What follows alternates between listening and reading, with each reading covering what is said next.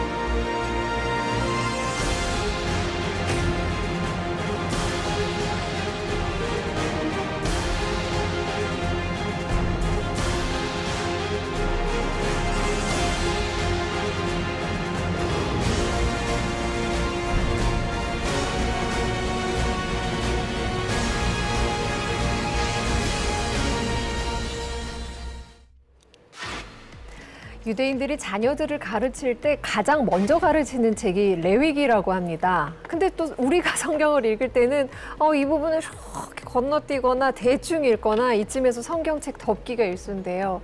레위기가 우리가 이해하기 너무 어렵고 또 나랑 그렇게 뭐 관계가 없는 것 같은 그런 주제들을 담고 있다고 생각해서인 것 같습니다. 레위기에 나오는 제사 제도들, 또 부정과 관련된 많은 규칙들이 도대체 뭘 의미하는지 그리고 우리에게 왜 중요한지 이번 시간에 알아보도록 하겠습니다.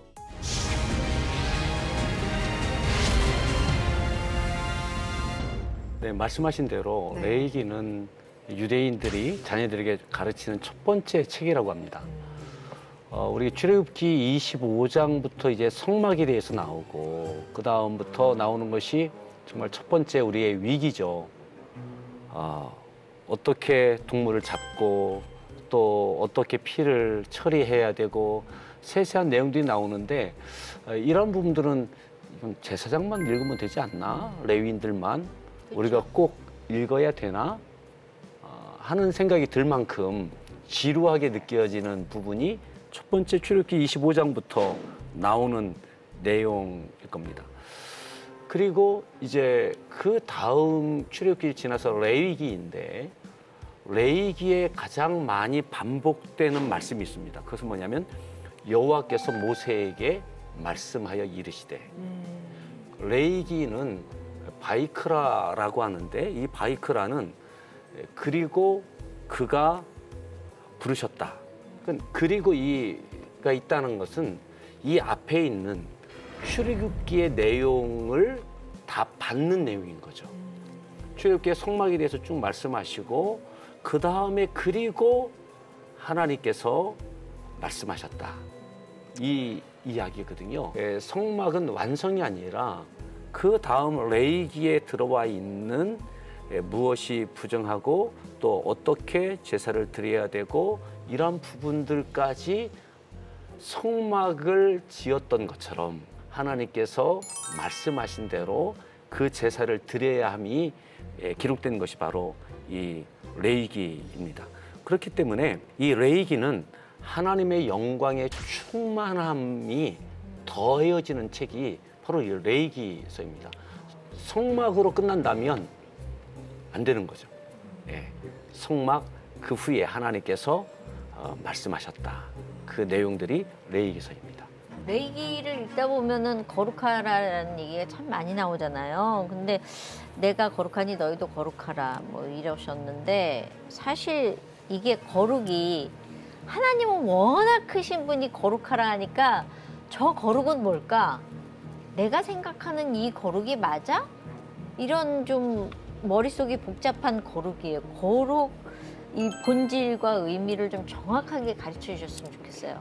거룩하면 구별됨이에요. 네. 그게 거룩이에요. 그럼 많이 들어보셨죠? 예. 그럼 레위기 전체가 어떻게 보면 말씀하신 대로 우리는 하나님은 될 수 없어요. 네. 그럼 하나님이 우리에게 요구하시는 구별됨이 뭔가를 가르쳐주는 책이에요. 그래서 둘로 나눠져요. 첫 번째 부분은 뭐냐면 하나님께 다가가기 위한 방법으로의 제사. 그죠? 그건 뭐냐면 부정함을 제거해야 돼요. 어쨌거나 하나님 앞에서 반을 차지해요. 17장까지. 그 나머지 부분은 뭐냐면 그렇다면 하나님의 백성으로서 구별되기 위한 규례들이 나와요. 그렇게 둘로 돼 있습니다. 그러니까 거룩함의 의미는 뭐냐면 내가 깨끗해지는 것도 하나예요. 그건 제사를 통해서 최대한 하나님께서 도와주실 거예요. 그럼 내가 깨끗해졌어. 그 다음에는 어떻게 해야 돼요? 살아야죠. 그렇죠. 그러니까 거룩의 또 다른 의미는 뭐냐면 하나님의 기준에 일치하는 삶을 사는 거예요. 그 두 가지 면을 가르쳐주는 게 레위기예요. 그렇기 때문에 레위기를 읽어야만 우리가 아이디어를 얻을 수 있어요. 하나님이 말씀하시는 거룩은 이런 거구나. 근데 사실은 그 중심에 레위기 전체 책의 중심에 사실 제가 이제 이걸로 논문도 쓰기로 했는데 핵심이 뭐냐면 그거예요. 제가 읽어볼게요. 네. 원수를 갚지 말고 동포를 원망하지 말며 거기까지는 뭐 그래요. 네. 내 이웃 사랑하기를 내 자신같이 사랑하라. 나는 여호와니라. 그러니까 이 유명한 구절이 레위기가 원조예요. 구약이 원조라니까요. 신약에서 예수님이 그 유대인에게 질문하셨던 게 이거를 이거죠. 듣고는, 그러니까 그 유대인은 정확하게 구약을 이해를 하고 있었던 거예요. 그러니까 그 아까 저번에 우리 중요시 여기는 신명기 6장 그거 네. 여기다 막 메고 막 넣고 그러잖아요. 여기다 네. 팔뚝에 메고 그거 중요해요. 그래서 하나님을 사랑하라. 그리고 이 전체 또 핵심이 뭐냐면 바로 그거예요. 이웃을 내 몸과 같이 사랑하라. 그러니까 그 사람은 오경을 꿰고 있었던 건 맞아요. 그러니까 예수님이 그러잖아요. 맞았다고 답은. 그럼 답만 맞으면 되나요? 아니죠. 하나님의 의로운 기준에 맞게 살아내야 살아야 되는 거죠. 네. 잠언은 전 세계적으로 적용할 수 있는 지혜의 말씀이잖아요. 근데 이 레위기는 이스라엘 백성에게만 되는 법이 아닌가 싶거든요. 네, 혹시 우리 현대에 사는 사람한테도 중요한가요? 레위기? 너무 중요하죠. 바로 신약에서도의 핵심 구절이라고 할 수 있는 그러니까 이게 십계명의 핵심 구절이죠.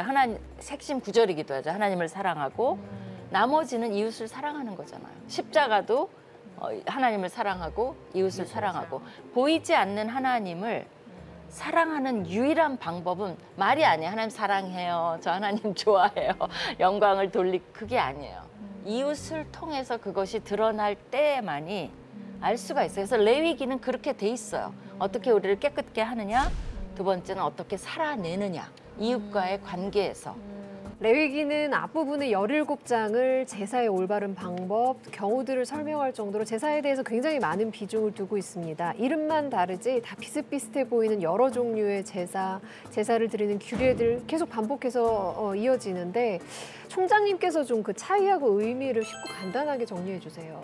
일단은 5가지만 외우면 돼요. 제사는 5가지밖에 안 나와요. 번제, 번제, 소제, 소제, 화목제, 화목제, 속제제, 속제제, 속건제. 속건제. 다 끝이에요. 끝. 그거예요. 뭐 이 정도는 뭐. 그럼 이제 간단한 특징만. 예. 그죠? 번제는 올라갔다는 뜻이에요. 예. 다 태워요. 전반적으로 다 태우니까 전반적 속죄의 기능이 있어요. 그죠? 그다음에 두 번째는 뭐냐면 온전하게 헌신하고 새롭게 다지는 그런 뜻이 있어요. 새 출발할 때 번제를 드려요. 이제 예수님이 단번에 드린 어떤 희생 그것을 이제 우리가 상징한다고 볼 수 있죠. 번제는 그냥 끄떡하면 들어가는 게 왜냐하면 다 드리는 거니까 같이 컨비네이션으로 조합으로 많이 들어가요. 소제는 뭐예요? 유일하게 곡식으로 드리는 제사예요. 네. 이게 가인이 바친 거예요. 그게 바로 이 소제예요. 그리고 일부만 태우고 나머지는 제사장들의 몫으로 줘요. 노동의 결과로 드리는 감사의 의미가 있기 때문에 하나님의 주권을 인정하고 이게 이제 민하라는 단어인데 이건 원래 선물, 곡물의 뜻이 있어요. 그렇기 때문에 하나님께서 주신 것을 다시 선물로 돌려드리는 그런 감사의 표시가 소제라고 볼 수 있어요. 그다음에 이제 화목제가 있는데 이걸 평화제라고 얘기도 해요. 여기서 이제 3개를 더 외우시면 좋아요. 화목제 안에 감사제, 터원제, 낙헌제가 있어요. 낙헌제라는 건 자기가 자기 의지로 프리하게, 프리윌. 그래서 자기 의지로 드리는 거예요. 전부 화목제예요. 이거의 특징은 뭐냐면 의무 아니에요. 선택적이에요. 하고 싶을 때 하는 거지 꼭 해야 되는 거 아니에요. 근데 희생제물로 바친 대부분의 고기를 예배자가 축제 식사로 나눠 먹어요. 그래서 화목제는 좋은 거예요. 그래서 아마 화목한가 봐요. 이름이. 왜냐면 나눠 먹으니까. 그리고 여호와께도 드려요. 네. 또 제사장에게 오른쪽 뒷다리, 뭐 가슴 이런 거는 제사장들에게 또 줘요. 그다음에 속죄제가 있죠. 네. 이제 여기서부터는 좀 심각해지는 거죠. 예. 속죄제는 2가지 이름이 더 있어요. 이 속죄제가 안 맞다라고 하는 학자들이 많아요. 정결제, 정화제, 죄의 더럽힘을 위한 제사 처리하는 제사는 맞는데 그거보다는 그것 때문에 더러워진 성전 안에 또 성막 안에 신성한 물건을 정하기 위한 목적이 많아요. 그러니까 죄의 오염도를 보여줘요. 죄가 심각할수록 오염도가 커요. 속죄제는 예배의 처소를 정화하는 역할이 있어요. 그래서 대제사장도 또 자기가 속죄제를 해야 되고요. 이스라엘 백성도 해야 되고 그래서 대속죄일이 있는 거예요. 그다음에 이제 마지막이 뭐예요? 속건제예요. 요거는 이름이 어려워요. 배상제라고 얘기하면 돼요. 배상제. 배상제. 그럼 외우기가 쉬워요. 예. 배상이 어려우면 보상제. 보상제. 예, 이렇게 생각하시면 돼요. 그래서 이거는 여호와의 성물에 대해서 그러니까 자기가 제사장 음식을 모르고 먹었어. 그럼 성물이죠. 그거를 범했을 경우. 두 번째는 이제 사회 속에서 남의 재산, 사회적인 재산에 손실을 끼쳤거나 어쨌든 이웃에게 대해서 피해를 입혔을 때 5분의 1을 더해요. 그래서 보상제예요. 그래서 하나님께 저지른 잘못, 이웃에게 저지른 잘못, 사회적으로 그것을 보상하는 그런 성격이 총장님, 있어요. 그러면 여호와께 20%를 더해서 드리고 그러면 그 이웃한테는 그냥 그거를 그대로 가서 돌려주면서 보상을 하는 건가요? 뭐 아니면 또 따로 마련해갖고 보상을 해주는 건가요? 그러니까 이제 아까 그 속건제가 2가지가 있다 그랬잖아요. 네. 하나님의 성물에 대해서 범했을 경우, 네. 하나는 사회 속에서 네. 이웃에게 범했을 경우. 성물에 대해서 했을 때는 제사장에게 20%를 더해서 갖다 줘요. 근데 사회 속에서 했을 때는 그 20%를 배상을 해줘요. 그래서 배상제예요. 아브라함이 이삭을 번제로 드렸잖아요. 맞아요. 근데 이건 죄하고 관련되지 않은 거 아니에요? 어떤 제물 그걸 바치겠어요? 소제 아니죠? 예, 화목제 아니죠? 그러니까 속죄제, 예, 속건제 예, 아니죠? 예. 그러니까 무조건 뭐를 이렇게 생각하시. 번제는 다 따라와요. 번제, 화목제, 번제, 속건제 이런 식으로 예. 번제는 다 유용해요. 왜냐하면 일반적으로 전반적으로 죄를 덮고 전반적으로 하나님께 헌신하는 의미가 그러면 있어요. 죄가 있건 죄와 관련되지 않았건 번제는 모든 제사로 통용이 드릴 되는 수 거네요. 있어요. 드릴 수 있어요. 아. 근데 속죄의 의미도 있어요. 아. 왜냐하면 그렇게 모세가 말을 했기 때문에 그렇게 하면 속죄가 될 거다 이렇게 얘기를 했기 때문에 속죄의 의미가 분명히 있어요. 그러면 번제에서는 곡식이 빠지지만 속죄제는 다 드릴 수 있는 거라고 성경에 기록돼 있는데 맞는 거죠. 곡식도 드릴 수 있는 드릴 수 거죠. 있죠. 가난한 사람일 경우. 가난한 그 사람을 보면 위해서. 거기에 쫙 나와요. 누구 예, 더 예. 가난하면 비둘기도 예, 주고 예, 예. 더 가난하면 곡식도 줘라. 곡식도 줘라. 예, 어쨌든 어쨌든 곡식을 태우는 건가요? 그렇죠. 바치는 거죠. 태우는 거. 동물 대신에. 그렇죠. 제사 굳이 이게 왜 제사를 드리라고 하셨어요? 제사 없이도 그냥 용서하실 수 있는 분이신데 굳이 왜 그렇게 하셨을까요? 그 죄를 지었는데 그냥 하나님께서 제사 이런 거 없이 그냥 용서해 주시면 될 것 같지만 네. 사실 죄를 일단 범한 다음에는 그 죄값으로 인한 하나님과의 관계의 단절을 회복시켜야 되거든요. 그러니까 회복시키기 위하여서는 하나님께서 그 죄값을 치르는 그리고 죄를 상징하는 것들을 해결하는 이 행위를 하도록 세세한 부분들을 요구하셨죠. 그리고 이것이 또 사람과의 관계 속에서도 아까 우리 총장님이 말씀하신 대로 사람에게 해를 끼쳤다면 그 해에 대한 보상까지 포함되어 있는 이런 부분을 통해서 하나님과의 관계의 회복뿐만 아니라 사람과의 관계의 회복도 있어야 되는 겁니다. 그것이 바로 이 제사를 통하여 이루어지는 거고 또 하나는 중요한 건데요. 앞으로 죄짓지 않기를 원하는 하나님의 마음입니다. 반복적인 죄.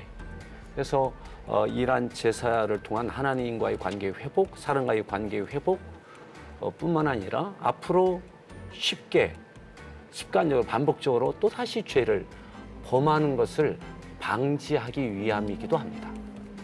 그러면 쭉 거슬러 올라가서 아담과 이브가 죄를 지었을 때 짐승을 죽여서 가죽으로 옷을 해 입히실 때 피를 보셨잖아요. 뭔가 좀 연관이 있는 건가요? 성경을 구속사적으로 본다라고 할 때에는 그 짐승을 잡아서 피 예. 흘리게 하시고 하셨던 부분들도 예. 우리가 예수님의 예. 이 이후에 십자가에서의 죽으심, 죄 사하심, 예. 또 하나님과의 관계의 회복, 하나님의 자녀로 삼으심 이 부분에 대한 모형으로 우리가 이해할 수 있죠. 그러니까 태초에 에덴 동산에서부터 사실 제사가 있었던 거네요. 그렇죠. 예. 근데 그건 하나님이 직접 하신 거잖아요. 그러니까 저는 그래서 그 피도 사실은 제사라고 우리가 봐야 되나라는 생각이 좀 들었었어요.